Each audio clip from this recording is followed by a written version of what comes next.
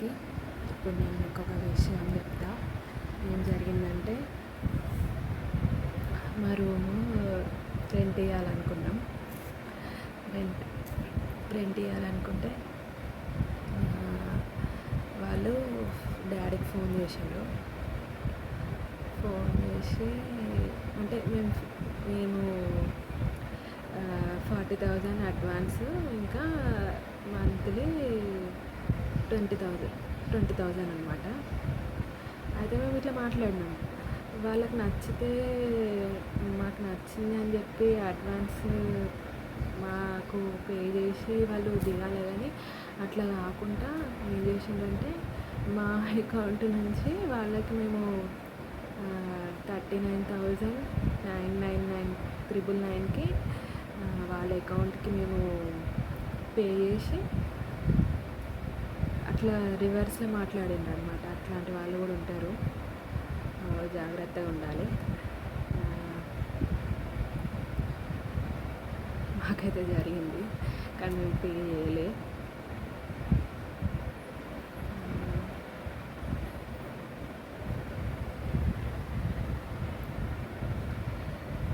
అంతే, మాకు వద్దన్నాం. ఇదే జరిగింది.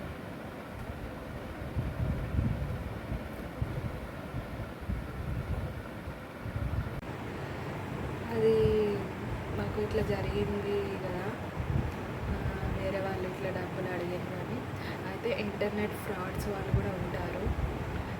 ఎట్లా అంటే ఫ్యామిలీ ఫొటోస్ కనెక్ట్ చేసి అన్ని రకరకాల సిమ్లు వాడుతూ ఉంటారు. ఇక కొన్ని బ్లాక్ ఐసెస్ ఉంటాయి అన్నమాట ఇంటర్నెట్ ఫ్రాడ్స్ చేయడం వచ్చిన వాళ్ళకి. మస్తు జాగ్రత్తగా ఉండాలి. ఇట్లాంటివి చాలా అయినాయి. అంటే ఇంటర్నెట్లో కూడా ఉంటాయి. అది గూగుల్లో సెర్చ్ చేస్తే పలానా సైట్ ఒకటి ఏదో ఓపెన్ అయింది, ఇట్లాంటి ఫ్రాడ్స్ అని చూపించింది. ఇదన్నమాట. మనం ఏదైనా చేయాలనుకుంటే కొన్ని వస్తుంటాయి, అవన్నీ దాటుకుంటూ పోతే సక్సెస్ అదే వస్తుందని అనుకుంటాం. మంచి జరగాలని అనుకుందాం. సో ఇట్లాంటి నెగిటివ్స్ అన్నీ ఇంటర్నెట్లో ఉంటాయి. పోలీస్ వాళ్ళు కూడా అదే చెప్తారు. భయపడాల్సిన అవసరం లేదు.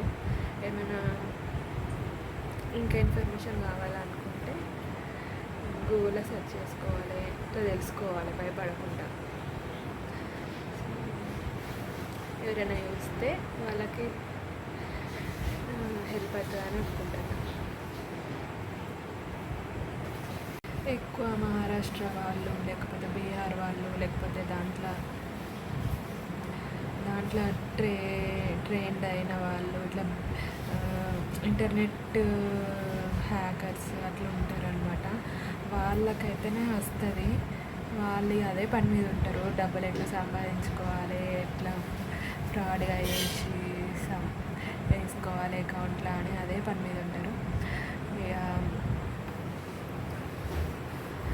అట్లాంటివి ఉంటాయి. మనమే చూసుకొని వెళ్తూ ఉండాలి.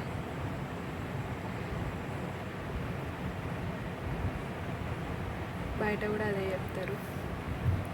ఎవరినైనా అడుగుతారు, ఎవరినైనా అడుగుతారు.